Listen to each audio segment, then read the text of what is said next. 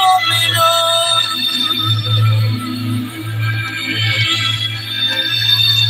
Teď, když tvá ztracená vláda věcí tvých zpět se k tobě navrátí. Lidé navrátí. Z oblohy mrak zvolna odplouvá a každý sklízí se pozvou. Modlitba máš, ať promlouvá srdcím, která slovy čas nespálil, jak květy mráz, jak nás.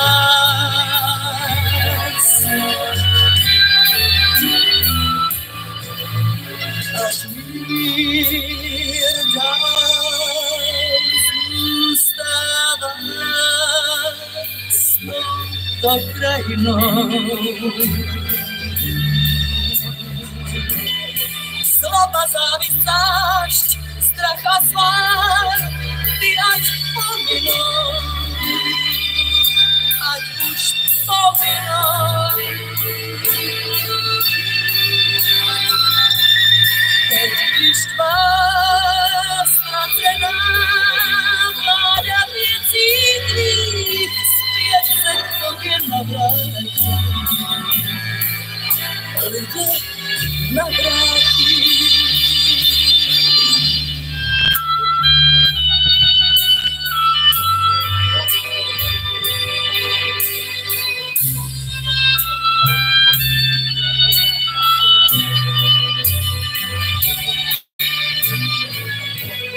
Modlitba má, ať promlouvá srdcím, která slovy čas nespálil, jak květy mráz, jak nás.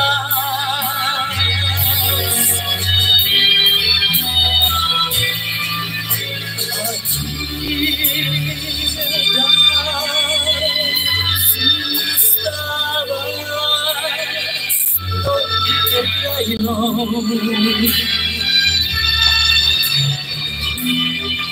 Slova, závist, zášť, strach a svár, ty ať pominou, ať už pominou.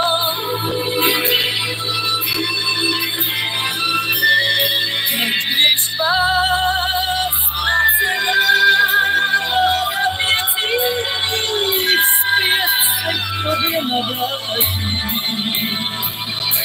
Lidé navrátí.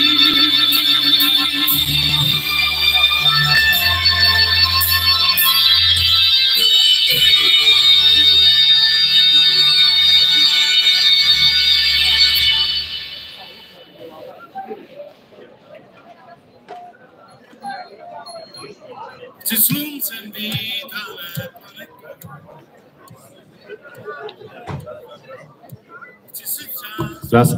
Raz. Dobrý večer. Poďte, prosím vás, bližšie hneď. Nás nevidieť.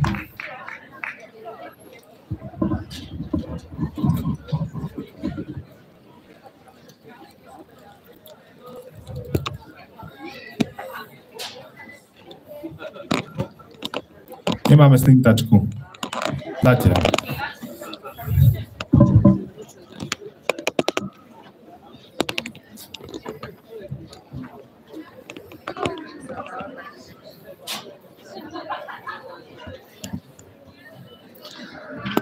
Dobrý večer, vážení prítomní.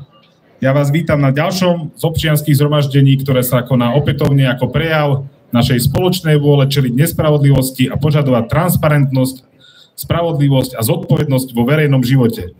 Stretávame sa preto, aby sme spoločne vyjadrili obavy z aktuálneho diania v našej krajine a zároveň zdôraznili našu odhodlanosť brániť demokratické hodnoty a princípy právneho štátu. Moje meno je Jozef Pirohár, som obyvateľom Nových Zámkov, advokátom a miestnym aktivistom. Naše zhromaždenia sú pokojnou, nenásilnou a slušnou formou občianskeho vyjadrenia nášho postoja. Verím, že takým aj zostanú a prosím, aby sme si zachovali úctu a rozvahu. To ešte z januára, keď tu pobehovali ľudia nejakí. A chcem zdôrazniť, že naše zhromaždenia sú nestranícke, nie sú organizované žiadnou politickou stranou, ani politickým hnutím a dokonca ani zahraničnou organizáciou. Našu bezpečnosť aj dnes zabezpečuje štátna a mestská polícia, ktorej ďakujeme za profesionálny prístup a korektný prístup taktiež. Aj dnes nám pomoc poskytuje Červený kríž. Ďakujeme.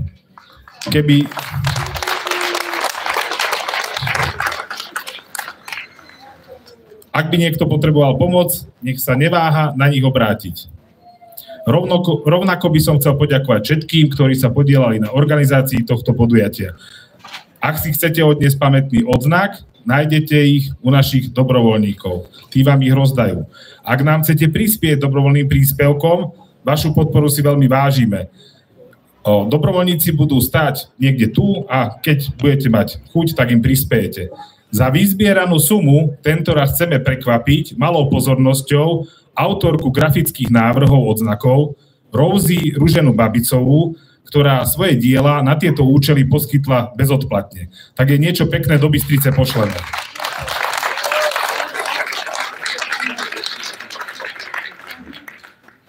No. Máme tu dosť rečníkov, tak začneme, nech to ide rýchlejšie, ale ja mám jednu otázku na vás. Koľko z vás prítomných má vilu v Chorvátsku? Jeden. A ostatní sa nepriznali, podľa mňa. Je to zaujímavé, lebo podľa ministra Kaliňáka je to bežná vec pre Slováka. Alebo skôr pre Smeráka. Neviem. Tak ale keď ju aj vlastní z legálnych príjmov, tak ju radšej nepriznal, aby sme mu ju nezávideli. To je sociálny demokrat ako vyšitý.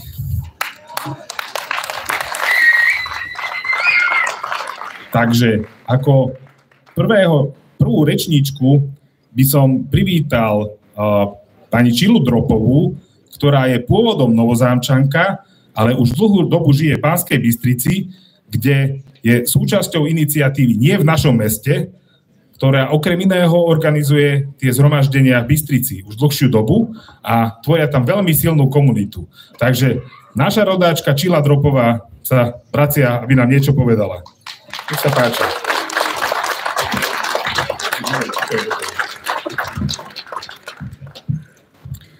Dobrý večer. Priznám sa, že ani vo sne ma nenapadlo, že raz sa sem vrátim takto. Ja sem samozrejme chodím pravidelne, lebo mám tu rodinu a rada chodím domov, ale nenapadlo ma, že tu raz budem stáť. Tak ako si spomínam, keď v 89. bolo plné toto námestie, myslela som, že už nikdy nebudeme musieť bojovať za základné princípy slobody a demokracie. A je to veľmi smutné, že sa nám to vracia. Takže začínam takto trošku osobným vyznaním. A je to zvláštne, je to pre mňa väčší rešpekt, ako stáť v Bystrici na námestí alebo na akomkoľvek väčšom námestí. Keď som bola vo Veľkom Krtíši, bolo tam trošku menej ľudí, tak som povedala, že odvaha ísť na protest je práve v týchto malých mestách, pretože tu sa všetci poznáte. Do zajtra ráno, keď pôjdete na nákup, tak budete vedieť, aha, tam ten včera bol na tom námestí. Takže si zatlieskajte za tú obrovskú odvahu, lebo si ju naozaj zaslúžite. Neustála by som samozrejme príhovor bez papiera, takže som si pripravila. Medzičasom už aj okuliare pribudli. Takže prinášam pozdravy od banskobystrických organizátorov protestov, členov a členiek občianskeho hnutia Nie v našom meste. V tomto okamihu, ale aj včera o tomto čase sa diali rovnaké zhromaždenia slušných a demokraticky zmýšľajúcich ľudí, tak ako tu v Nových Zámkoch po celom Slovensku. Je nesmierne dôležité, aby sme boli v čo najviac mestách, mestečkách, aby nás bolo počuť. Nás, občanov. My nemáme priestor televízii, tam sú sami politici, to sú odborníci na všetko. Máme však možnosť byť aktívni na lokálnej úrovni. Možno ste zaregistrovali, že minulý týždeň my sme robili ten protest trošku takou inou formou. Zavolali sme si predstaviteľov niektorých politických strán, teda demokratických politických strán. A naša prvá otázka na nich bolo, že dokedy ešte budeme musieť chodiť na protesty, respektíve pochodovať po našich mestách. A tie odpovede boli také, že budeme tam chodiť dovtedy, kým bude treba. A kým nebudeme mať istotu, že demokracia nie je v ohrození v našej krajine. A to, že je v ohrození, tak ako vy tu všetci ste si určite uvedomujete, inak by ste tu asi neboli, ale budeme musieť ešte možno presvedčiť tých, ktorí to nepovažujú za dostatočne vážne. Ale už to, že sme tu, je vážna vec. Každý týždeň sa toho udeje celkom veľa, na čo sa dá reflektovať. Tento týždeň však prebieha množstvo debát a dovolím si tvrdiť až klamstiev na adresu mimovládnych združení a občianskych iniciatív. Vláda stále do kolečka omiela, ako treba zvýšiť transparentnosť a obmedziť ich činnosť. Teda obmedziť aj vás všetkých, ako sa nechal pán Glk včera počuť, vy tu na protestoch ste platení zahraničnými agentmi. Neviem ako vy, mne ešte nikto nezaplatil, predpokladám, že asi ani vám. A keď počúvam Fica, Kaliňáka alebo Kaliňáka juniora, Glka, Danka a ďalších o tom, ako si tu prepierame špinavé zahraničné peniaze, tak ma iba napadá to staré známe, podľa teba súdim seba. Je to smutné.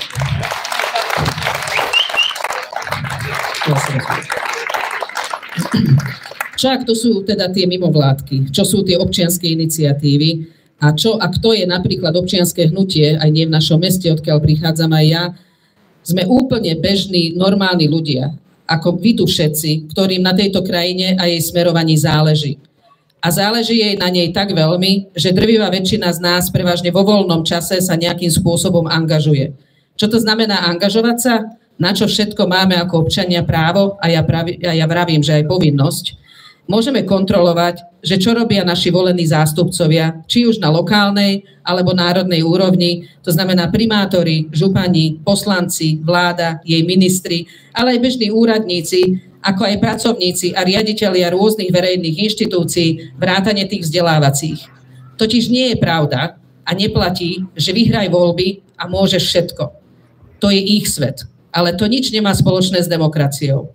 V normálnom demokratickom svete sú neziskové organizácie a občianske iniciatívy veľmi užitočnou a dôležitou súčasťou spoločnosti. V normálnej demokratickej krajine nie je dôvod ich deliť na ušľachtilé a neušľachtilé, politické a nepolitické, ako sa to snaží robiť aktuálna vláda.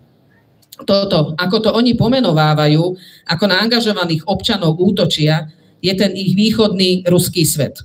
Svet, v ktorom sa zatvárajú občianski aktivisti do väzenia, kde politickí oponenti vypadávajú z okna, kde novinári sú zabíjani, to sa vlastne stalo už aj u nás, a kde sa falšujú voľby pod dohľadom štátnych orgánov.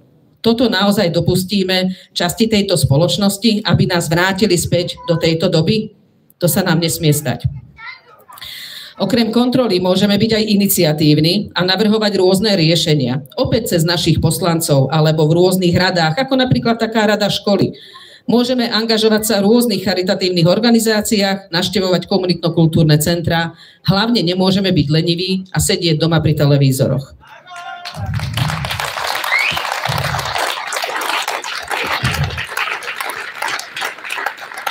No a ak sú veci príliš vážne, môžeme aj protestovať a môžeme aj štrajkovať.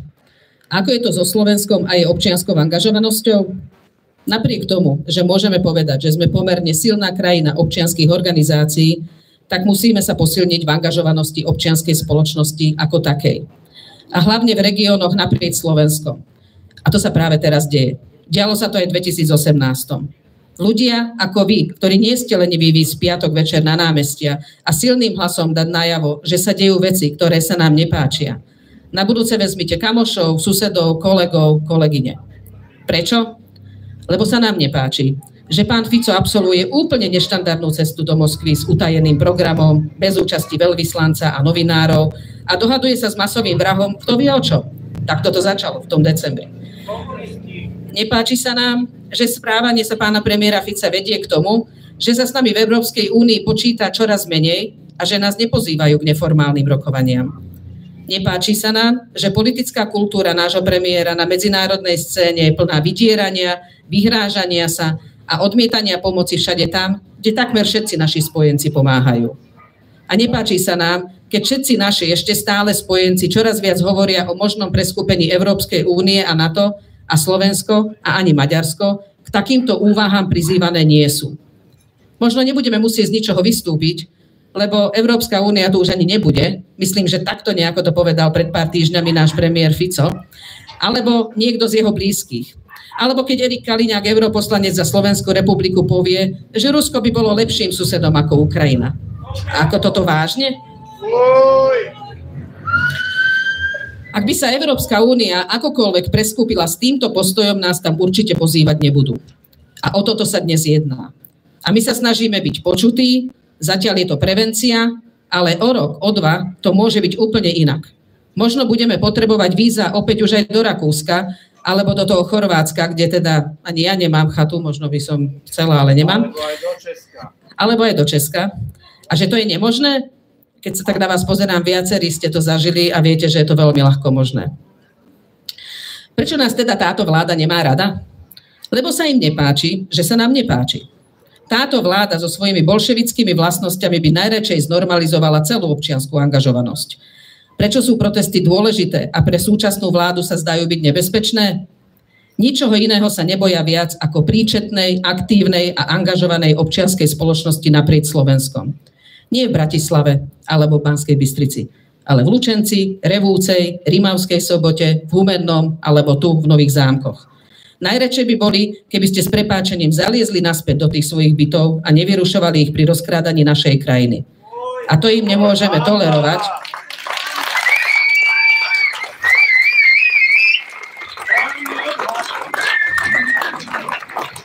A to im nemôžeme tolerovať, lebo z našej krajiny nakoniec urobia Bielorusko, v ktorom už ani voľby nie sú slobodné. A verte mi, je to tak. Bola som s Bielorusmi.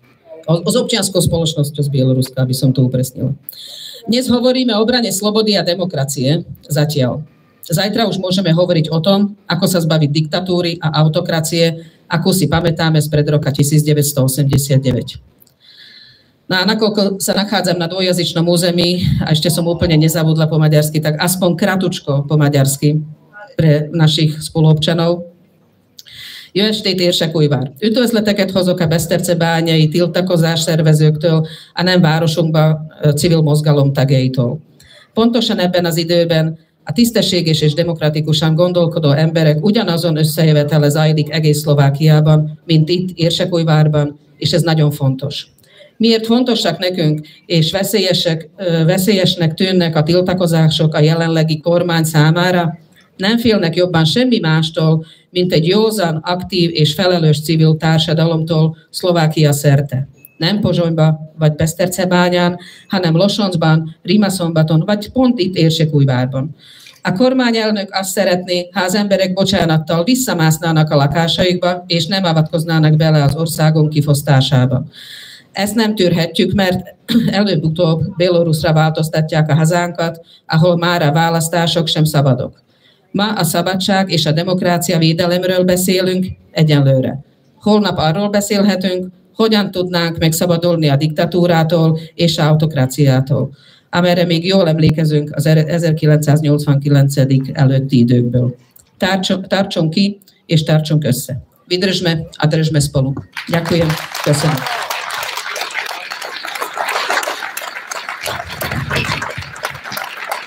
Ďakujem veľmi pekne, Čile Dropové z Banskej Bystrice. Takže situácia je vážna, lebo naše kamarátky z Bystrice už chodia k nám po maďarsky hovoriť. No, máme takú novinku, že kataster sa nám pomaly rozbieha, už po tých 3-4 mesiacoch a ešte pár mesiacov a bude to v poriadku. Nezabudnite si potom skontrolovať nehnuteľnosti. Tie, čo vlastníte pri Stredozemnom mori, si musíte skontrolovať na miestnych katastroch. Tie tu zapísané nebudú. Takže toľko k týmto katastrálnym veciam. Ďalej, áno, katastrofálnym presne. Ďalej privítam Jaroslava Feldeša, ktorý je odborníkom na obstarávanie a pracuje pre Siemens. Nech sa páči.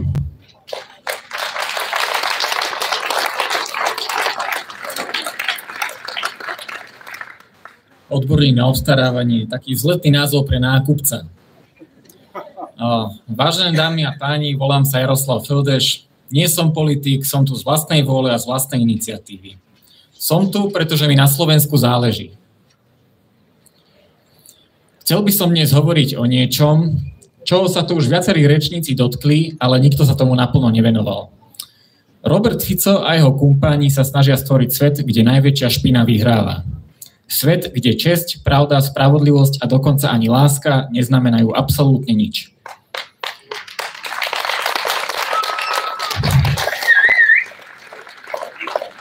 Vo Ficovom svete účel svetí prostriedky. Jeho účelom je zostať za každú cenu pri moci. Ako náhle by stratil moc, spravodlivosť ho skôr či neskôr dobehne. To je jeho prvé pravidlo. Jeho druhým pravidlom je rozdeľuj a panuj. Neváha klamať, tráviť a rozoštvávať každého a všetko okolo seba. Uvediem pár príkladov. Poprvé sa mu podarilo otráviť vzťahy medzi generáciami. Systematicky namiesto zvýšenia 12 dôchodkov ohlasoval 13. dôchodky. Nejde mu ani náhodou o dôchodcov a ich životnú úroveň. Je to obyčajné kupovanie hlasov s bonusom. Poštve mladých proti vlastným rodičom a starým rodičom. Sociálna poisťovňa skončila v lani 3 miliardy eur v mínuse. 90 miliard korún, ak sa vám to zdá málo, tie 3 miliardy. 13. dôchodky sú na dlh. Ešte 2-3 takéto roky a nebudú peniaze ani na 12 dôchodkov, nie je to 13. Mladých to hnevá, lebo oni to budú splácať. A dôchodcov hnevá postoj mladých, lebo Fico ich presvieča, že im nedoprajeme. Tak on má rentu, on nepotrebuje. Presne tak, on má rentu. Druhým príkladom je jeho novela trestného zákona. Zrušil NAKA a špeciálnu prokuratúru. Všetko, čo porobili a stále robia, zrazu nie sú trestné činy, alebo je to premlčané.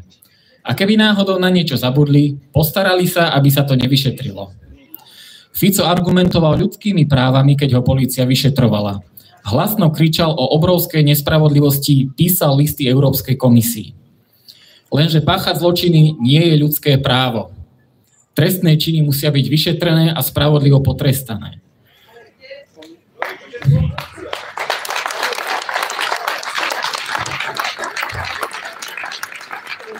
Tlak jeho kumpánov dosadených do vysokých pozícií vyústil do stavu, kedy poctiví policajti húfne opúšťajú štátnu službu, lebo sa nechcú a nebudú podieľať na znásilňovaní spravodlivosti. Tým, ktorí napriek všetkému zotrvávajú, patrí naša obrovská vďaka, lebo sa rozhodli nás chrániť aj v prostredí, ktoré sa ich snaží zlomiť.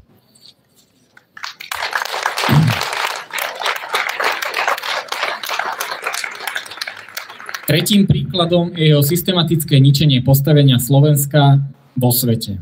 V roku 2009 počas jeho prvej vlády podpísal Lisabonskú zmluvu. Toto je nová zakladacia zmluva Európskej únie a tá zmenila hlasovanie z jednomyseľného na kvalifikovanú väčšinu. Spomeňte si na to, keď sa bude Fico na budúce zavzdušňovať o práve veta, ktoré nám zlá EÚ vzala. Podpísal to on vlastnoručne. Fico vždy chcel patriť do jadra EÚ a akákoľvek kritika opozície bola útokom na úspešné slovenské predsedníctvo. Postoj Fico zmenil až počas pobytu v opozícii. Jemu je totiž jasné, že Rusko pre nás nie je dobrá alternatíva. Aj s vlastnými narába ako s bezcenným odpadom. Prečo by s nami mali narábať inak? On sa chcel jednoducho odlíšiť tým, že bude robiť opak toho, čo robila koalícia. Po nástupe do úradu sa pokúšal otočiť, ale naši partneri a spojenci v Európskej únii a NATO nezabudli, čo robil a hovoril, a návrat medzi ctihodných mu nevyšiel. Tak sa pokúšal a stále pokúša hrať na dve strany. Nechce prísť na jednej strane o eurofondy, na ktorých ryžuje on a jeho kumpáni, a na druhej strane sa snaží vzdiaľovať nás od EÚ, lebo Európska únia to je vláda zákona a toho sa Fico bojí ako čert kríža.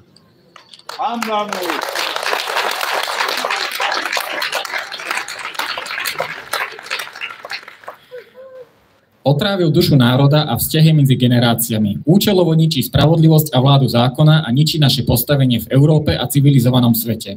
Všetko len preto, aby sa vyhol trestu a udržal si moc. Doteraz sa mu to darilo do takej miery, že ho už ani len netrápi, keď ho prichytíme pri klamstve. Je mu to jedno, povie, že vtipkoval. Úplne bežne porušuje sľuby, ako napríklad pri konsolidácii. Sľuboval šetriť na štáte a nie na ľuďoch. A popri tom štát teraz míňa ako opitý milionár a opasky si musíme uťahovať práve my. Dalo by sa povedať, že tak koná, lebo je zahnaný do kúta. Lenže do kúta sa zahnal sám. Tak nech si z neho sám aj nájde cestu von. A táto jeho cesta nesmie viesť cez nás, cez našu krajinu, cez naše rodiny, našu dôstojnosť a náš štát. Štát sme my, občania, nie on.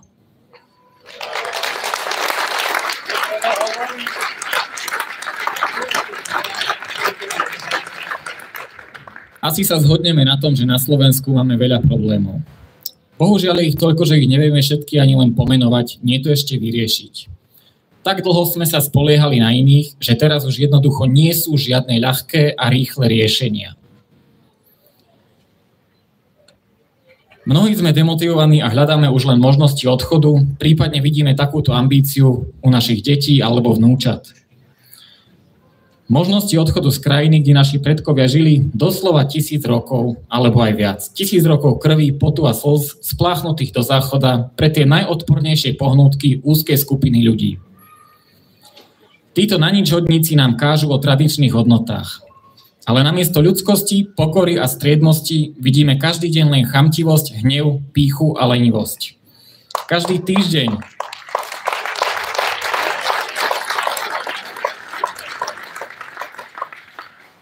týždeň sme svedkami nových dôkazov ich úplnej prehnitosti a neschopnosti. Práve títo ľudia, ktorí naše tradičné hodnoty pošľapávajú najviac, sa tvária ako ich nositelia. Rád by som vám povedal, že stačí urobiť nejakú jednoduchú vec a bude svätý pokoj na veky, budeme si tu šťastne žiť až do smrti. Bohužiaľ, takú dobrú správu pre vás nemám. Zázračné recepty nepoznám, ale viem, že ak každý z nás každý deň spraví aspoň jedno malé poctivé percento, tak do roka máme za sebou 365%.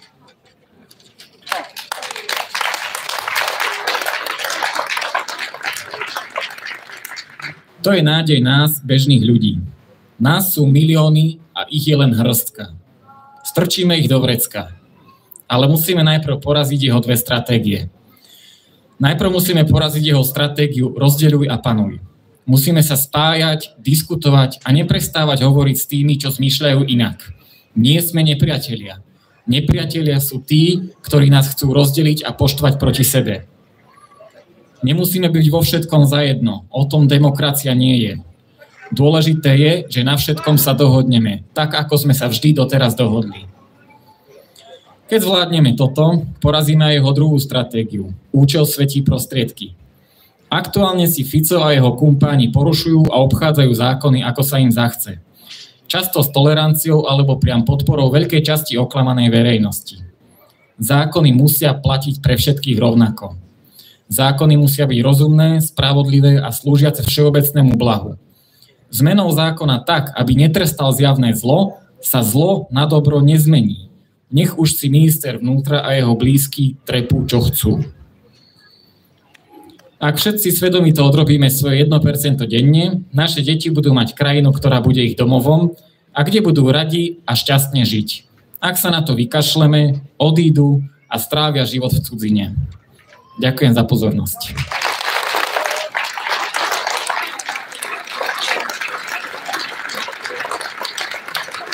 Ďakujem veľmi pekne Jaroslavovi Foldešovi, ktorý je odborníkom na obstarávanie.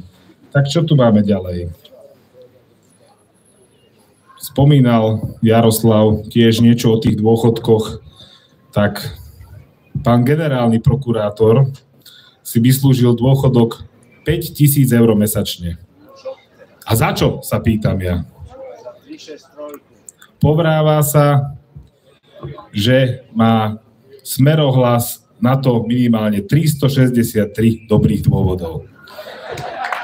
Tak im gratulujem.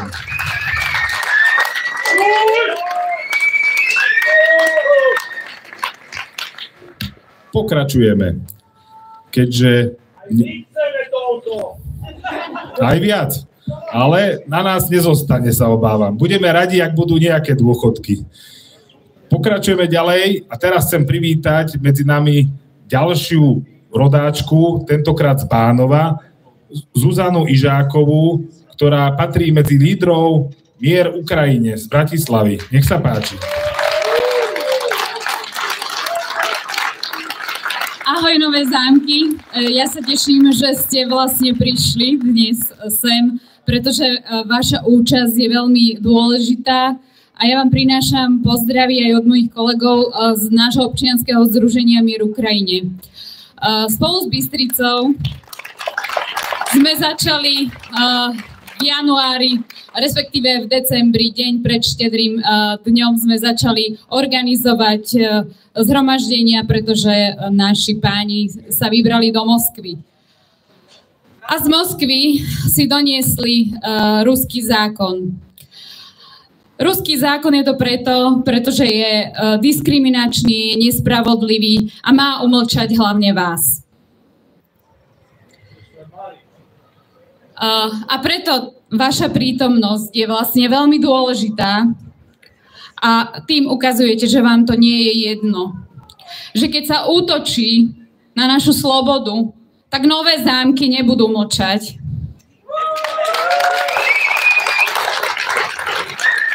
Dnes čelíme tomu zákonu, ktorý nás má umlčať. Má zastrašiť každého, kto pomáha, kto sa ozýva, kto má odvahu povedať pravdu. Tento zákon je kopírovaný z Ruska a má zničiť občiansku spoločnosť na Slovensku. Ale my hovoríme nie. Nie v Nových Zámkoch, nie na Slovensku. Občianske združenia a neziskovky tu na Slovensku nie sú nepriateľ. Sú to ľudia ako vy, čo pomáhajú chorým, deťom, seniorom, životnému prostrediu. Kto útočí na to, útočí na samotnú podstatu demokracie. Ak dovolíme, aby nás umlčali dnes, zajtra nebudeme môcť brániť práva našich menšín, bojovať proti korupcii, ani postaviť sa za spravodlivosť. A preto tu dnes stojíme. Tento zákon nie je len paragraf, je to symbol strachu tých, ktorí sa boja nás, občanov. Ale my sa nebojíme, nie tu, nie dnes. Nové Zámky stoja za slobodou, nie ruskému zákonu, nie tichej diktatúre. Áno občianskej spoločnosti, áno spravodlivosti, áno demokracii. Ďakujem, že bojujete s nami. Spolu to dáme a my vydržíme.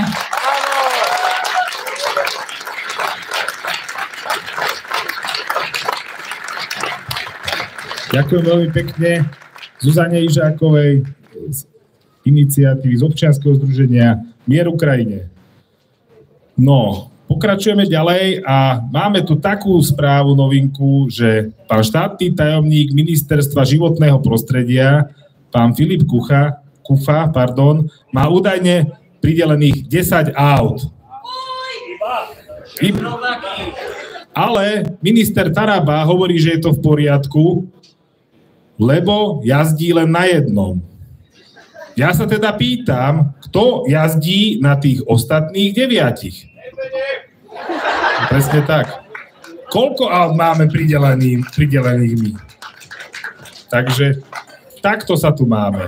Ja by som ďalej privítal pána Imricha Kovaľa, business developera a konzultanta.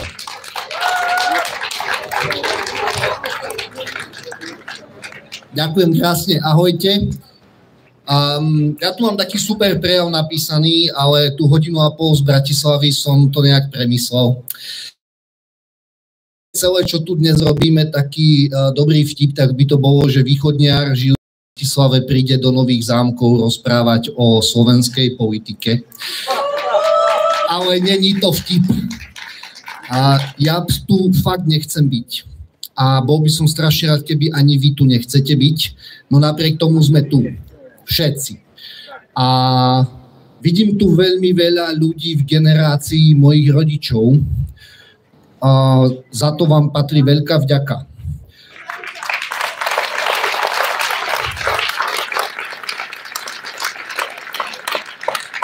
A chcem sa spýtať nielen vás, ale aj vás ostatných, vyhnite prosím ruky všetci, ktorí poznáte niekoho, kto chcel odísť alebo odišiel z tejto krajiny. Obzrite sa a pozrite sa, koľko vás je. Lebo o tom toto je. Tí všetci, ktorí dnes chcú odísť, je ich takmer 25%. Tí mladí, je ich až 60%. Vy všetci mladí, ktorí tu ste, 60% z vás chce odísť. Ja som generácia Y vraj, mám 42 tento rok. 42 rokov žijem v tejto krajine a mám ju fakt rád. A zároveň som už pár rokov fakt nasratý. Tak kvalitne...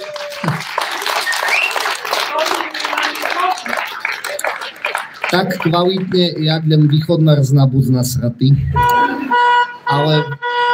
Ale verím, že vy to viete tiež byť minimálne takto. Zdravíme. A to, prečo vám to hovorím, je, že som 17 rokov v biznise, je to už fakt veľa, a keď sa tu hovorilo o mimovládnych organizáciách, o treťom sektore, my sme robili s desiatkami organizácií, zostalo z nich promile. Keď som začal podnikať v roku 2008 počas veľkej krízy, tak veľmi veľa organizácií vtedy suplovalo štát. Za 17 rokov sa nič nezmenilo, tie organizácie stále suplujú štát a dnes ten štát suplujete vy všetci, ktorí tu ste.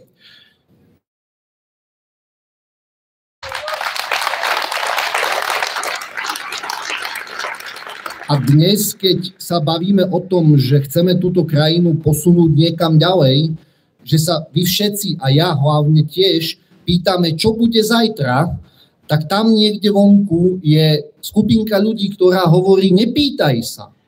Nepýtaj sa, čo bude zajtra, dnešok je dôležitý. Uži si dnešok, uži si to, čo máš, lebo zajtra je problém. A naučili to veľkú skupinu ľudí. Veľkú skupinu ľudí, ktorá dnes hovorí to isté. A vy, keď hovoríte, chcem vedieť, čo bude zajtra, tak vy ste problém. Ale to, čo bude zajtra, je tých 60% ľudí, ktorí chce odísť. Ak oni odídu, tak žiadne zajtra nebude. Lebo oni sú tí, ktorí majú prísť po nás. Tá generácia seniorov, ktorá tu dnes je, tá už niečo tejto krajine dala. Moja generácia je dnes tá, ktorá si to má odmakať. A tá generácia po nás, ktorá príde, by to mala celé prevziať a niekam posunúť. Máte pocit, že sa to deje? Ten problém nie je v tých ľuďoch, ktorí dnes hovoria všetky tie veci. Ten problém je v mlčiacej väčšine. Vôkol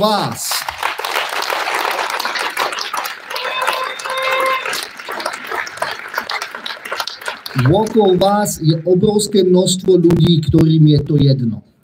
Ktorí mlčia, lebo je to fajn. Lebo keď sa zakopete, ja to volám, že to je mentálna pivnica, vy keď sa zakopete do svojej mentálnej pivnice, vy neviete, čo sa deje okolo. Nepoznáte námestia, nepoznáte všetko to, čo túto krajinu posúva niekam dopreč. V rámci čísel vám poviem iba to, že môj dom od tohto bodu tu je presne 363 kilometrov. To len na margo pána Žilinku. Keď sme pri tom. Napriek tomu, môj dom je zároveň 60 kilometrov od Užhorodu. Keď nejaký malý bazmek začne rozprávať o tom, že v Užhorode mať Rusa je super nápad, tak ja som prvý v rade, ktorý bude tvrdiť, že to fakt dobrý nápad nie je.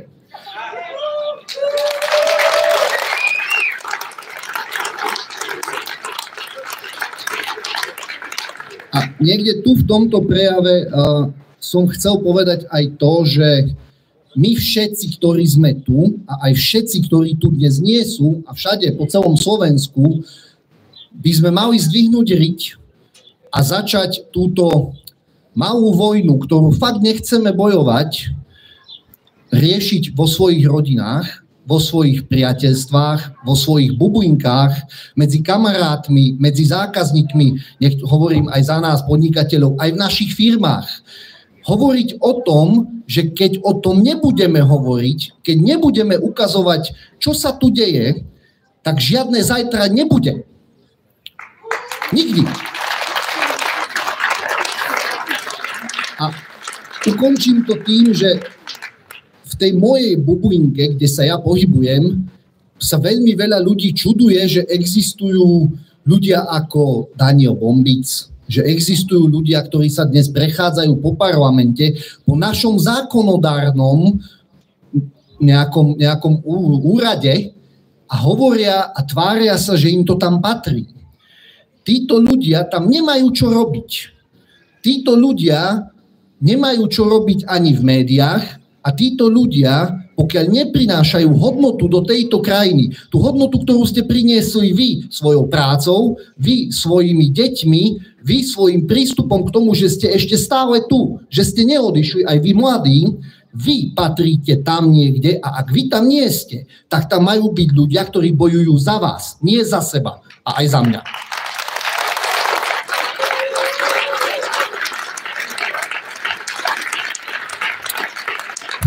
Tí ľudia okolo mňa, ktorí žijú v takých svojich svetoch, sa ma veľmi často pýtajú, som ako Ľuboš Blaha, ľudia na ceste ma zastavujú. Ale nie je to tak, ale pýtajú sa, čo máme robiť. To je najčastejšia otázka, ktorú tí ľudia sa pýtajú. Čo máme robiť? Príďte na námestia. Počkajte, to robil Ľuboš Blaha. Príďte na námestia. Príďte medzi nás, medzi všetkých tých ľudí, ktorých mier Ukrajine, a nie len oni, ale kopa ďalších organizácií, chce dostať niekde, aby ich bolo vidno, aby vás bolo vidno. To je prvý moment. Ukážte sa. Druhý moment. Hovorte o tom. Lebo keď o tom nebudete hovoriť, tam vedľa vás stojí možno niekde človek, ktorý nič z toho, čo vy viete, nevie. Fakt nevie. A keď budete hovoriť a bude vás vidieť, tak môžete zmeniť len jedného človeka, jedného jediného. Tam vonku je 40% ľudí, ktorým je to jedno. Ak 20 z nich presvedčíme, že to dáva zmysel, tak sme vyhrali.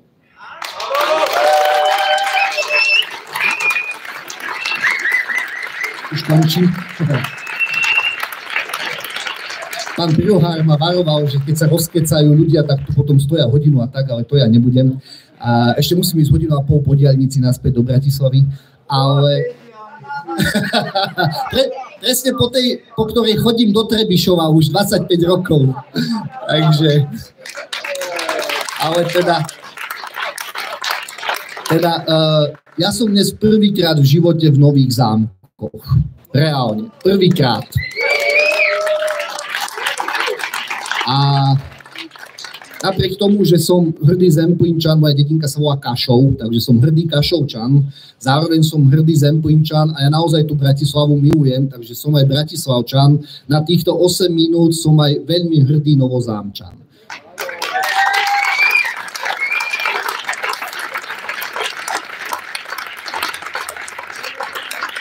Ukončím to takou frázou, ktorú som niekde kedysi dávno vymyslel a myslel som si, že ju nikdy nebudem používať a posledné obdobie ju používam príliš často. My všetci sme tí, na ktorých sme čakali. Ďakujem vám.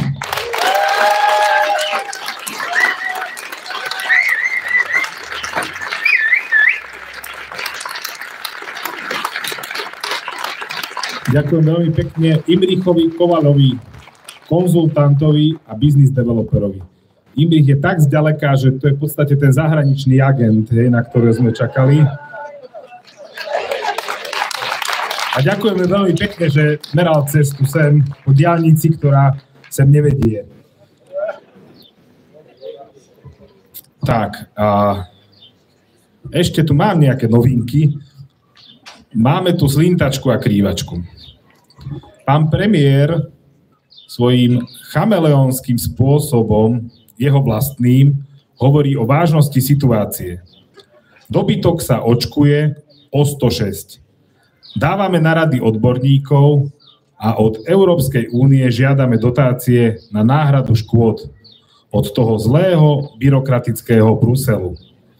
Nepostrehli ste aj vy takú zmenu tej jeho rétorike oproti covidu? Je to úplný obrat a nezaslúži si nič, len jedno veľké fuj. Fuj!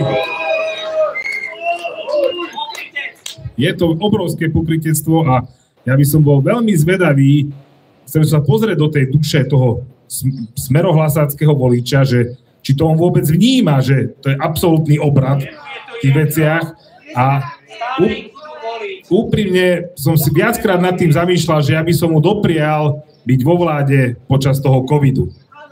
By bola tá situácia úplne iná, lebo by tiež nevedeli, čo majú robiť a Boh vie, ako by toto celé dopadlo. Tak je to. Ja privítam ešte Novozámčanku Jitku Rožňovú, ktorá je poetka, prekladateľka a publicistka. Ona nám prečíta prejav, ktorý pripravila Otvorená kultúra, lebo na tú kultúru nemôžeme zabúdať. Tam sa tie problémy stále hromadia a nerieši sa to. Takže nech sa páči Jitka Rožňová.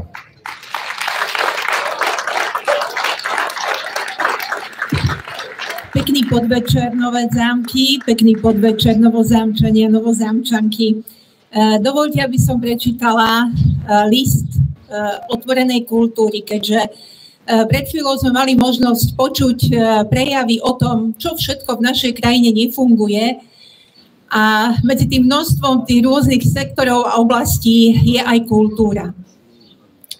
Hoci teda dnešnou témou protestov je občianska nespokojnosť so zákonom ruského typu o mimovládkach, práve preto tu ja stojím za oblasť kultúry, v rámci ktorej teda pôsobím už dlhodobo, aby som pripomenula, že v rezorte kultúry sa od nástupu 4. Ficovej vlády neustále páchajú nové a nové deštrukčné kroky na našich kultúrnych inštitúciách, na pamiatkách a na sieti kultúrnych akcií vo všetkých regiónoch Slovenska.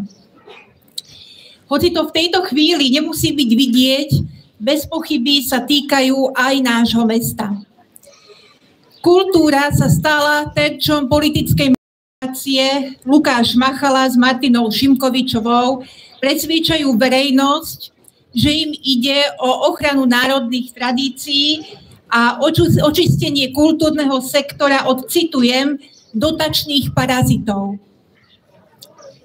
Pod zámienkou očistenia inštitúcií už vymenili riaditeľov a riaditeľky väčšiny ministerstvom zriadených inštitúcií. Riaditeľov a riaditeľky, ktorí mali za sebou dlhoročnú odbornú prax, prešli výberovým konaním a týchto odborníkov vymenili za ľudí, ktorí zväčša nespĺňajú ani základné odborné predpoklady. Len niekoľko príkladov za všetky. Slovenské národné múzeum riadil auditor. Slovenskú národnú galériu človek podozrivý z dotačného podvodu. Pamiatkový úrad ovláda archeológ, ktorému musela byť kvôli porušeniu zákona odobraná licencia. A v Slovenskom literárnom centre sa stal riaditeľom autor dezinformačných pamfletov. Takže to je len niekoľko príkladov, takto by sme mohli pokračovať samozrejme ďalej. A teraz zacitujem Martinu Šimkovičovú, ktorá povedala, citujem, urobím všetko preto, aby sme ochránili naše národné tradície. Koniec citátu.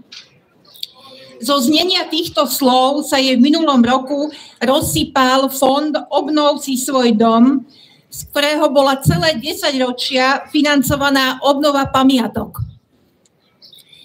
V tomto roku, práve v týchto týždňoch a mesiacoch, dokonávajú ministerskí nominanti a nominantky popravu Fondu na podporu umenia. Jeho činnosť natoľko paralizovali, že je okrem stovky rôznych kultúrnych projektov ohrozená napríklad aj existencia detského folklórneho festivalu, rôznych folklórnych a tanečných súborov či činnosť mestských knižníc po celom Slovensku. Čistky, ktoré prebiehajú v rezorte kultúry, môžeme smelo označiť za ideologické. Vedenie ministerstva otvorene hovorí o potlačení, citujem, liberálov a progresívcov a nastolení, opäť citujem, tradičných hodnôt. Liberalizmu napríklad vyčítajú to, že sa stavia za dodržiavanie základných ľudských práv. Najnovšie zastavili financovanie festivalu Inakosti a festivalu Jeden svet, ktoré dlhoročne prinášajú znepokojivé svedectvá o stave ochrany ľudských práv u nás i vo svete. Martina Šimkovičová, Lukáš Machala, je potláčanie ľudských práv súčasťou ochrany našich národných tradícií? Je súčasťou ochrany tradičných hodnôt nekompetentnosť a arogancia moci, bezbrehé plytvanie verejnými prostriedkami v čase konsolidácie a ničenie podujatí, súborov či dlhoročných akcií? My, občania a občianky, si také tradičné hodnoty neprajeme. Tak je.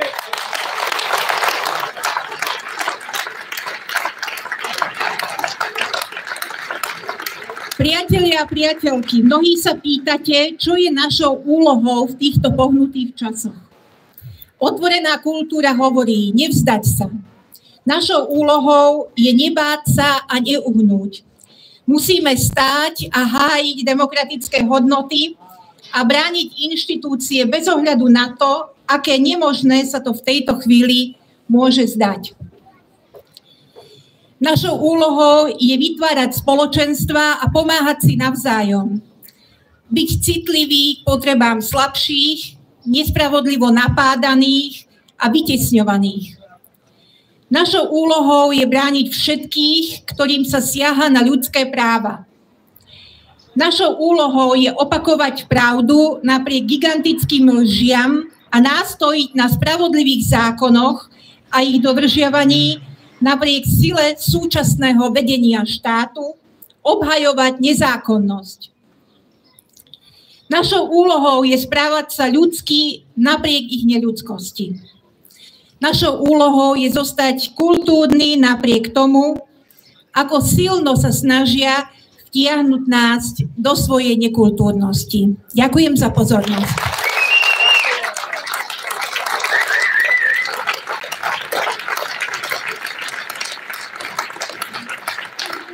Ďakujem veľmi pekne Jitke Rožňovej, ktorá predniesla prejav otvorenej kultúry. A ešte sme tu mali jeden prejav od občianskeho združenia Via Juris. A nebudem to ja celé čítať. Ja vám len poviem, že k tomu ruskému zákonu sme sa už dneska vyjadrovali a je to fakt veľká tragédia, podľa mňa osobne. A po tých medzinárodných prešlapoch, po trestnom zákone, toto považujem za najväčšiu hrozbu pre demokraciu. Ja to takto zostručním. Narobí to problém tým malým mimovládkam, tým, ktorí nemajú dostatočné personálne zabezpečenie. Proste je to strašná buzerácia.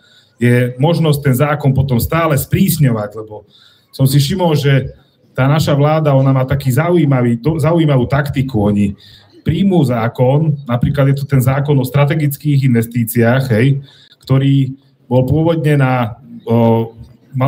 orientovaný čiste na cesty a železnice a potom v kľude po mesiaci tam pripojili aj baterkáren Šurany, aby neboli problémy. Ten zákon je podľa môjho názoru protiústavný. Snáď ja dúfam, že sa opozičné strany a aktivisti tiež zobudia a proste budú to vnímať, túto hrozbu, lebo tam proste to je strašný galimatiáž a tam vám môžu vyvlastniť, postaviť, kde chcú, čo chcú, kedy chcú. Asi tak vyzerá ten zákon. Áno, a o tom sa nehovorí moc, ale ja som si dal tú námahu, pozrel som si ho, tam je zvlášť upravené stavebné konanie, všetko to je katastrofa. Tam nie sú práva, proste občania tam nemajú práva vyslovene, Dá sa to pochopiť pri cestách, dá sa to pochopiť pri železniciach, ale pri 600 hektárovej investícii je to podľa mňa ťažko obhajiteľné. Preto to nebolo, súkromné, no tak čínske je tak súkromné, no, viete. A dá sa to obhajiť pri tých cestách, pri tej baterkárni to je problém, lebo lebo proste to není projekt, bez ktorého by sme neprežili. No. Tak hovorím, Via Juris má tu pekne zhrnuté všetky výtky voči tomu zákonu. Je to obrovské zlo, ktoré sa tu chystá týmto smerom a ten základ je samozrejme ten, že tí skutoční lobisti, tí oligarchovia, ktorí túto krajinu ovládajú, tých sa to absolútne nedotkne. Tí nemajú s tým zákonom nič spoločné, hej. Tí si naďalej budú diktovať svoje podmienky a uvidíme, kam to celé povedie. Týmto pádom sme ukončili jednu časť tohto zhromaždenia a minule nám tu vystúpil pán Ivan Katona, ktorý predniesol, si myslím, že faktický prejav, aby sme mali tie informácie ohľadne tej baterkárne. Teraz som pozval ďalšieho aktívneho občana nášho mesta, je to pán Martin Vyžinkár a on vám chce nejakým spôsobom predostrieť tú jeho víziu.